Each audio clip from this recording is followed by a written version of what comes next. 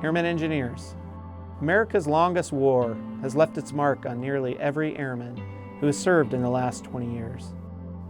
Many of us have deployed to Afghanistan and witnessed firsthand the evils which threaten American ideals. We said farewell to friends, wingmen, and family as they headed overseas. And some of us never had a chance to say goodbye to those who were lost forever. This transition is hard. We want each and every one of you to know you are not alone, and the sacrifices you, your friends, and your family have made over the last 20 years have been in the finest traditions of the generations who served before us, to provide security to our nation by fighting our enemies on foreign soil and provide life-changing opportunities for individuals living under oppressive leadership. On September 11, 2001, Al-Qaeda chose to test our resolve by killing thousands of innocent Americans in an attack that will never be forgotten. We arrived in Afghanistan shortly after, determined to uproot bin Laden and ensure his attacks would never again reach American soil.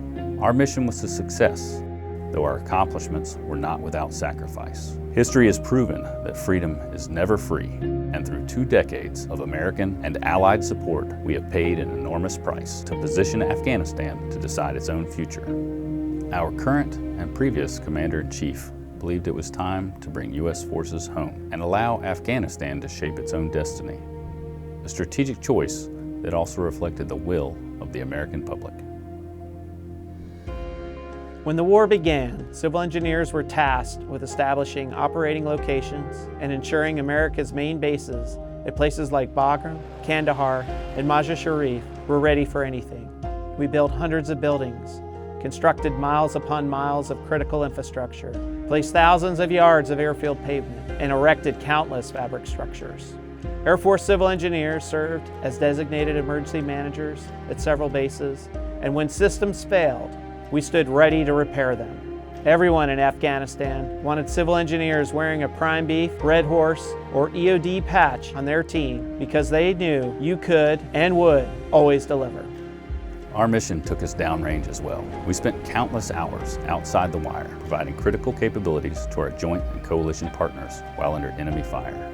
Civil engineers accompanied combat patrols and self-maneuvered through the area in our own convoys. We provided full-spectrum engineering capabilities, sending airmen to places that hadn't had heat in days to repair HVAC systems or to provide fire protection and emergency response to our fellow airmen, soldiers, Marines, sailors, civilians, and coalition partners.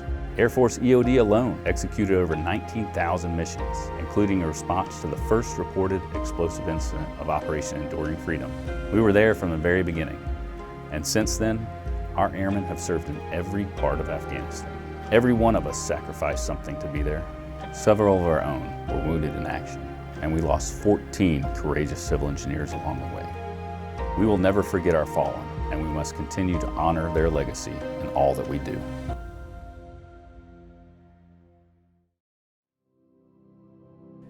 As the United States pulls out of Afghanistan, it is difficult to leave the sweat, the tears, and even the blood behind. But we want every civil engineer to recognize and remember the impact they had in enabling our nation's mission. We have celebrated many wins, both large and small, but no victory can erase the physical, mental, and emotional wounds felt by our airmen and their families. We should neither forget the past nor ignore the way these experiences have shaped us. As we continue forward, we encourage you all to hold on to the knowledge that you answered your nation's call. You did your duty, and you made a difference. Despite the volatility of the world around us, the civil engineer mission endures. Our country and our Air Force are counting on us to continue providing the capabilities that make CE such a vital component of our military. Even today, airmen engineers continue to make a difference by bringing hope to thousands of Afghan travelers as we work tirelessly to bring them to safety, refuge, and an opportunity to live with freedom.